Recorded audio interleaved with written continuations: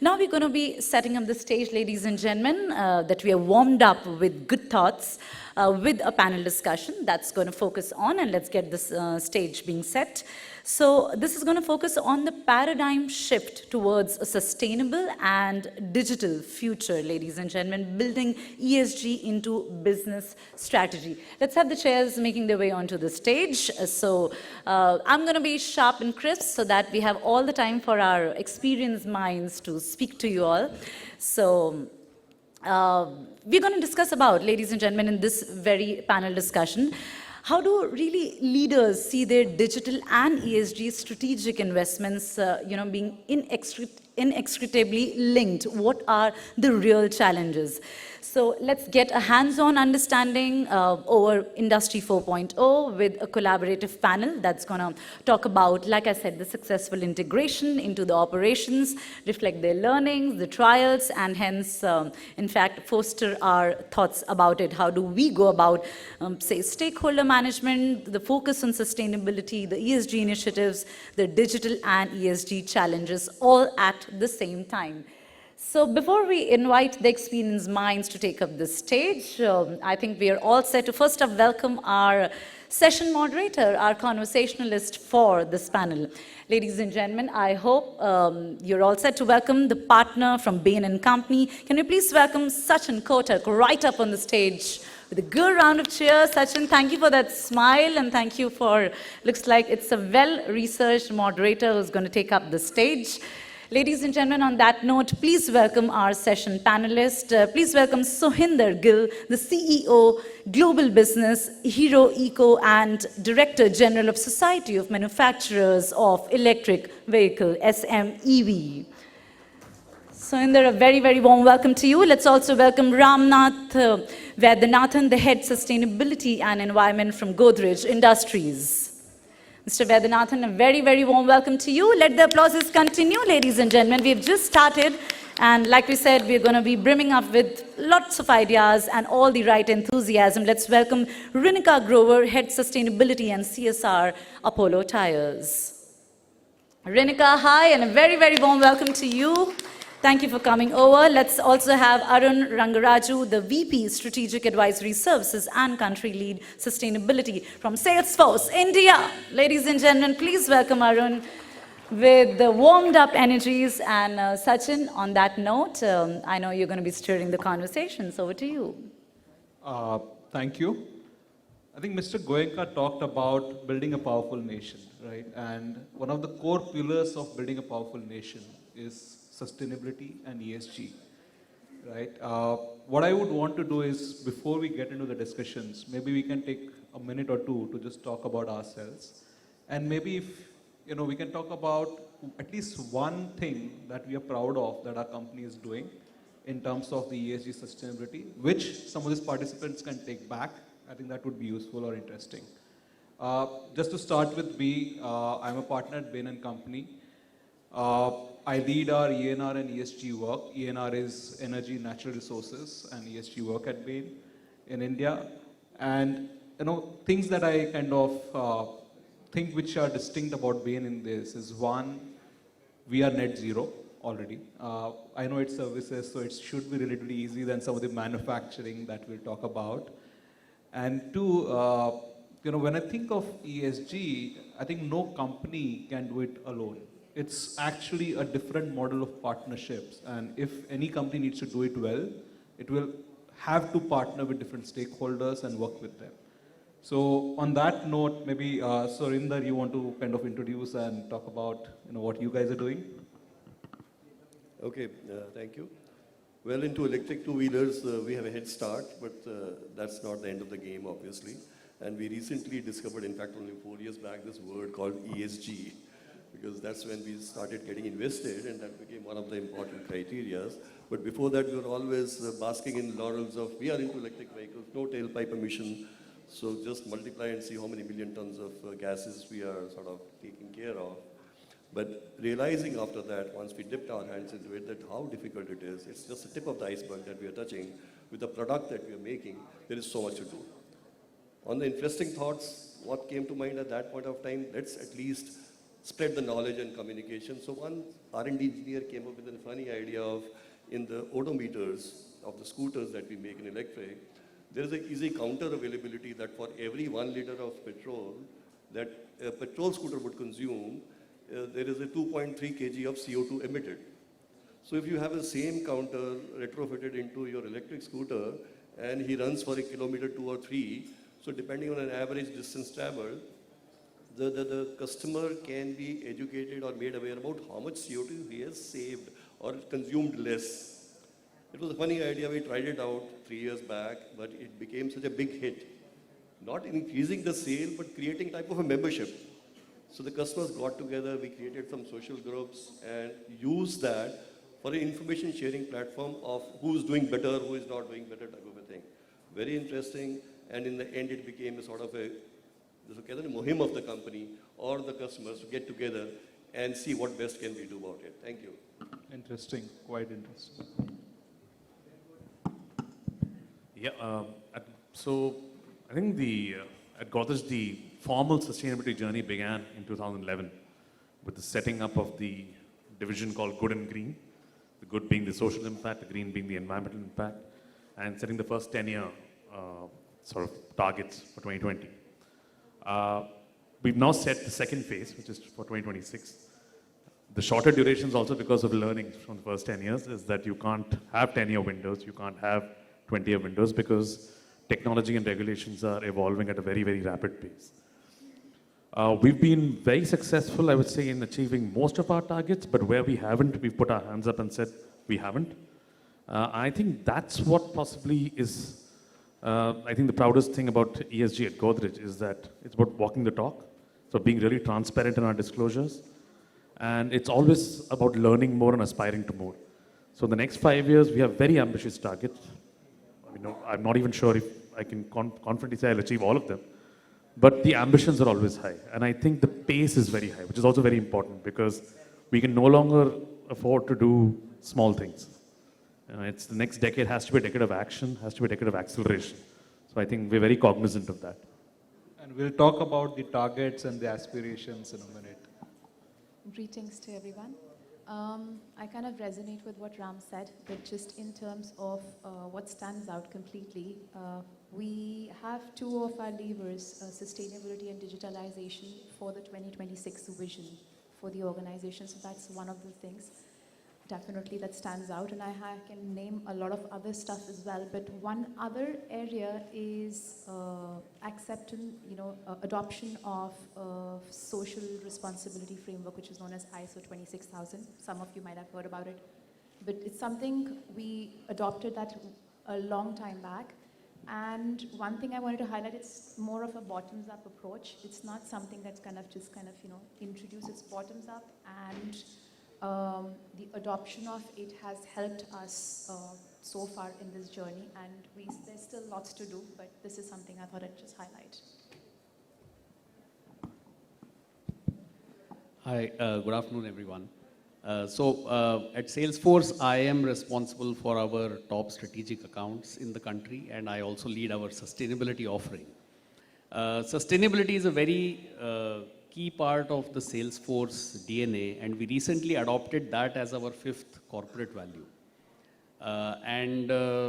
Salesforce turned net zero about 1 year ago. So September of 2021, we became a net zero company. So we are a 30 billion company globally and became net zero.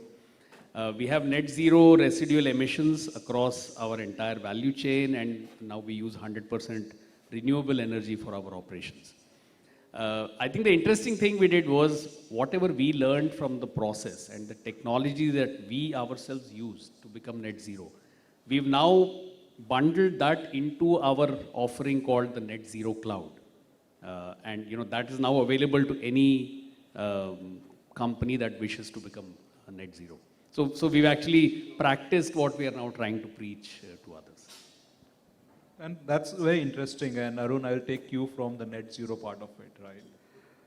A lot of companies have committed to net zero goals, right? Everyone talks about net zero by 2040, 2050, even countries are talking about it.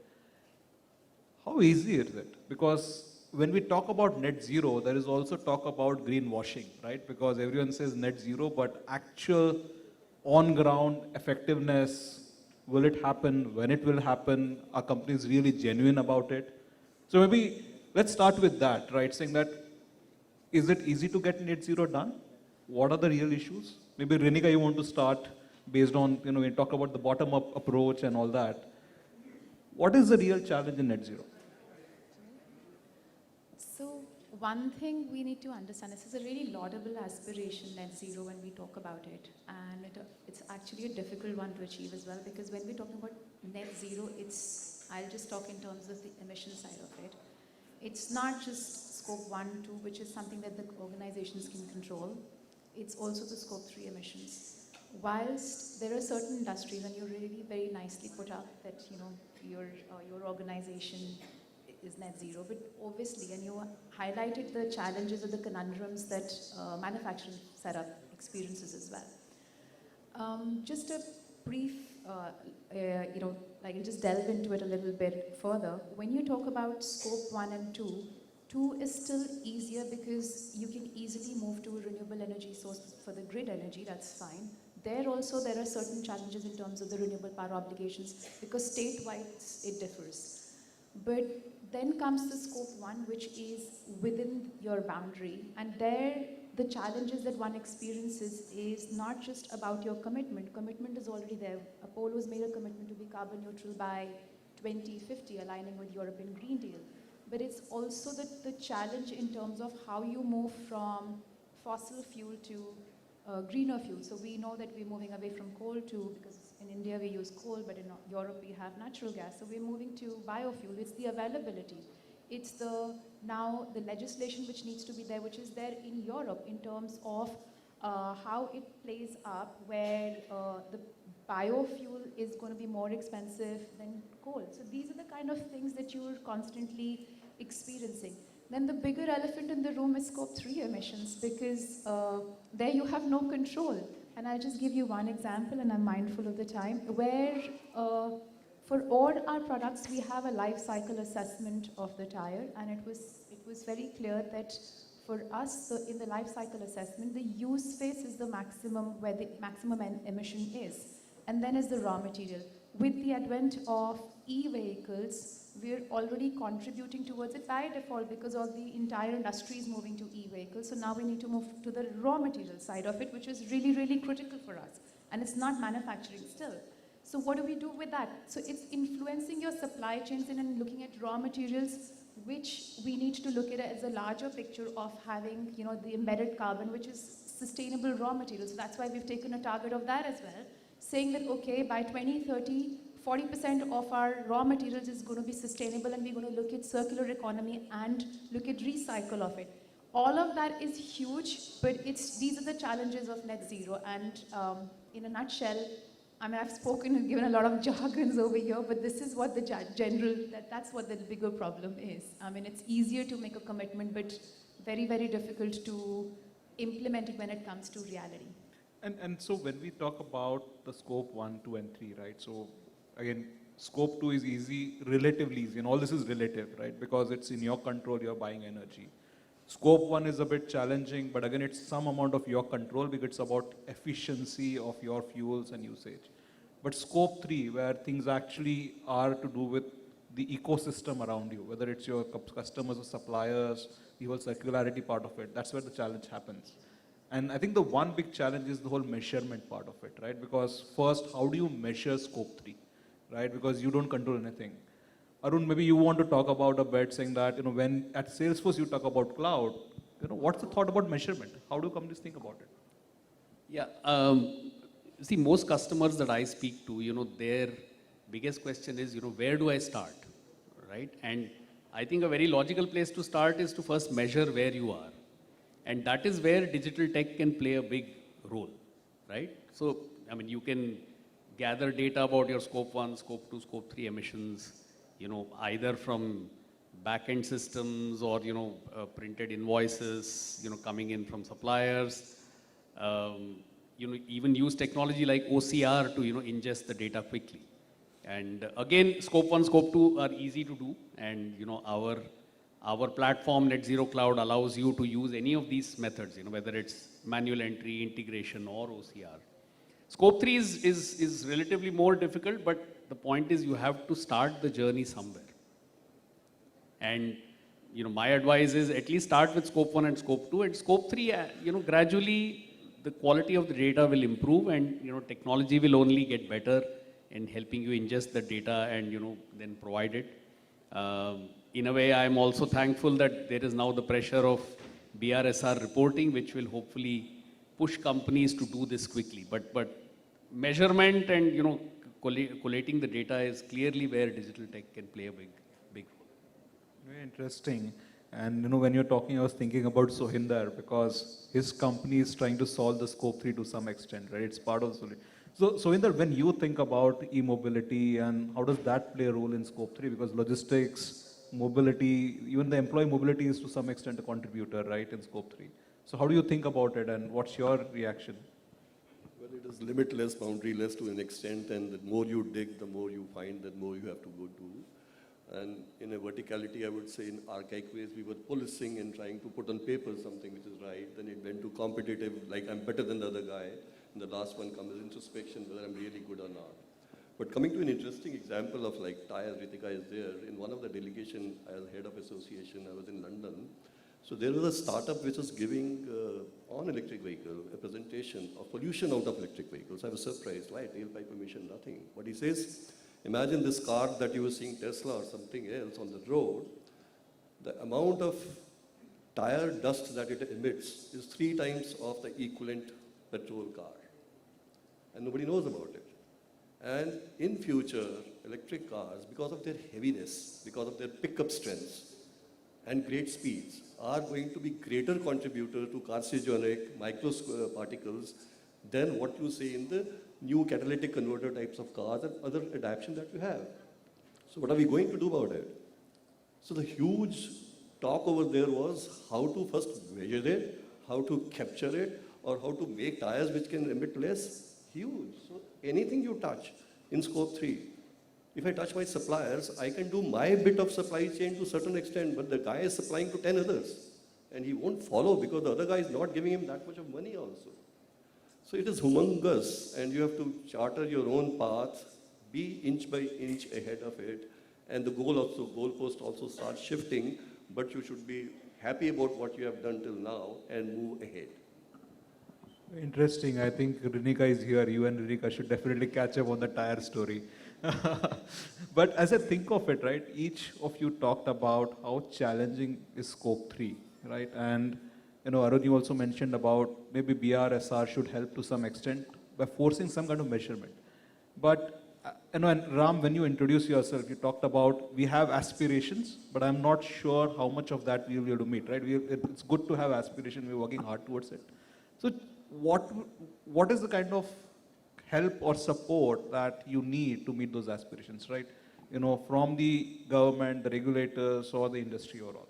Absolutely. It's a really important point you raised there, because the more we evolve into sustainability, you realize that what you can do within the limits of your own influence, your own operations, has a ceiling. Beyond that, you have to depend on other stakeholders. You have to depend on regulations. You have to depend on technology. In fact, what we've realized now is the more we look at the supply chain, I think I really echo your point about technology being the solution for this, because it is not possible for non-technology solutions to scour the world for data and provide you insights. And that's why technology is really important. And if it was possible for some sort of blockchain technology to be able to go through each and every sustainability report that's available and pull out important data, that would be a fantastic next step towards solving the supply chain problem that we spoke about, Scope 3 that we spoke about. But I want to touch on the regulations part of it just a little bit, because particularly in the Indian context, we've seen that for better or worse, I think regulations are the biggest driver of sustainability in India. Whether it was the solar industry, which received massive support from subsidies, from incentives, or EPR regulations, which basically have mandated plastic recycling and have accelerated the process. So I think the government and the regulations have a huge role to play in really pushing this forward. The BRSR is a great first step, because not only is it increasing the breadth of reporting, covering more companies, but also the depth of reporting. So more granular information is required. So yes, it's going to be a bit painful, but I would say it's also a great business opportunity for a lot of consultants and tech companies to get into, because there's a lot of work to be done for a lot of companies. But I think it's a great first step. The great thing about being in sustainability is that we are in a very niche field where we are not competitors with each other. There's ample room for collaboration and for all stakeholders to work together because there's a common goal to be achieved. So collaboration is the biggest factor that's going to really accelerate sustainability in this country between all stakeholders, governments, technology companies, the manufacturing companies, the consumers. All of these have to be linked through technology. Yeah. Very interesting. You know what, when you talked about the whole regulatory portion, the support that comes into it, right? What I see that's happening around us is a lot of stress on sustainability and environment, right? But even when I look at the world and we talk about ESG, I think S, the social side, is maybe the poor cousin in this whole three, right? Because, you know, environment, there is a lot of discussion that we do. And governance, it happens to some extent because there is a lot of stress on ethics and many other things. But if I think of social, there are so many dimensions of it, right? Some of them have got kind of more attention in recent times. So we all talk about diversity and inclusion, right? A lot of the manufacturing companies have talked about right to operate and the communities around them. But still, I don't see there is that much pressure on social. So maybe, what is the real challenge? You know, which are the dimensions which are underrepresented and what needs to happen? Maybe Rinika, you want to start and maybe others can add on top of it. Sure. So I totally agree with you when you look at S. So S gives an integrated perspective, which is very, very validly kind of mentioned as well.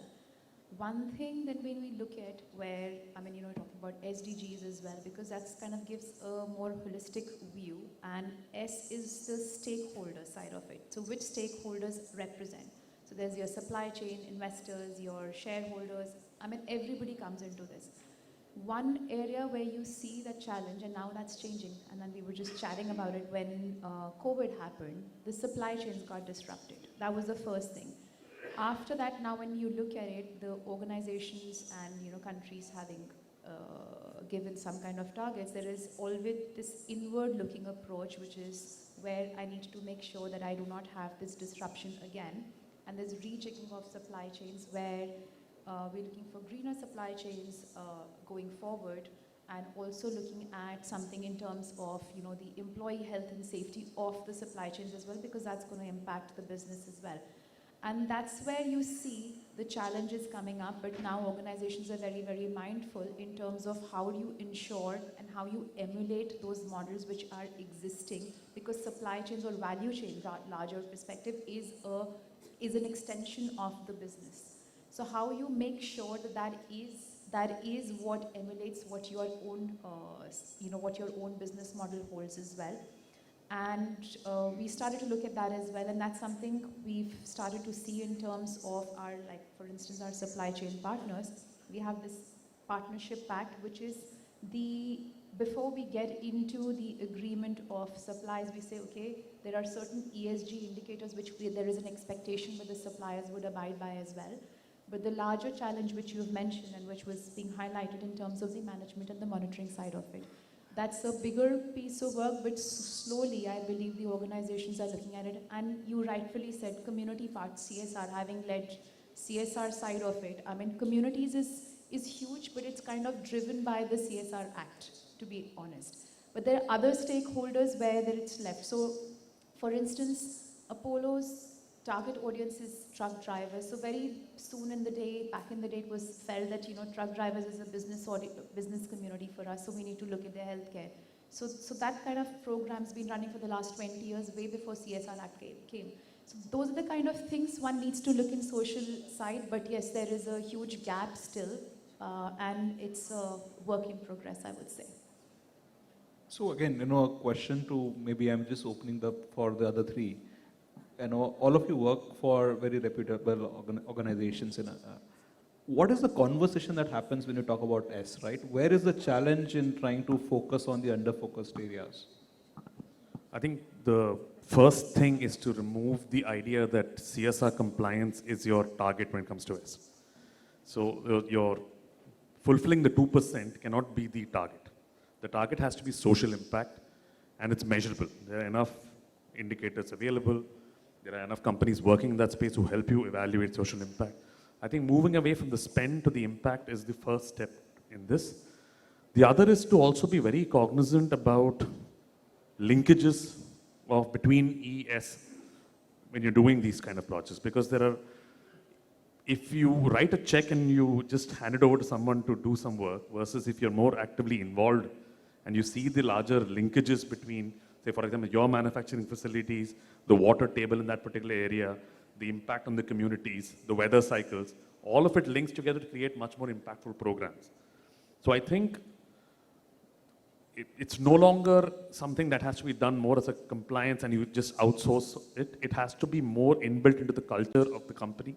It has to be more hands-on, and the employees must feel involved in doing this. I think that's been one of the biggest drivers in the success of all of our, not just, I don't want to call them CSR programs, but our social and environmental programs.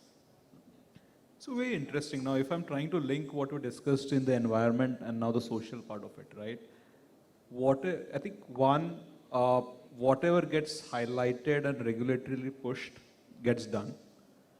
Two, whatever is inward looking gets a lot more attention, right? Because in social also that's getting a lot of, the real challenge comes in when things become outward looking, right? Whether it's the scope 3, whether it's the social CSR and the community where you need to go beyond compliance. As we think of it, right, again, and there is governance is a big topic, but even if we take one thread of it, which is the trade-off between profitability and ESG, right? What's the real trade-off? Because we talked about scope 2, right? And we talked about regulations. I think a lot of it is also to drive with economics. Why companies want to go aggressively towards scope 2 is because today renewable energy is cheaper, right, than what it was earlier. So there is economics at the heart of it. So if Arun, for example, when you talk to your clients, right, what is that they talk about it, right? How do they make trade-offs? What's the real issue? Yeah, I think it's a very real challenge that faces CEOs and company boards. And if you look at India today, there are a whole lot of unicorns, mostly funded by PE firms, venture capitalists, who, as we know, are looking at making profits in a time span of 3 to 5 years, right? And often they may view something like sustainability as kind of being contradictory to the whole objective of profit making in a limited time frame. And I think that is where the conviction of the CEO is very important. If the CEO is invested, these things will get done. And I think it's also important to realize that sustainability is not a fad. It can actually impact your business. And I'll talk of three ways. All of you who have children in the age group of, let's say, 18 to 24, you will know how environmentally conscious they are. And they are the consumers of the future. And they want to buy from sustainable companies, right? So it's actually good in terms of attracting new consumers.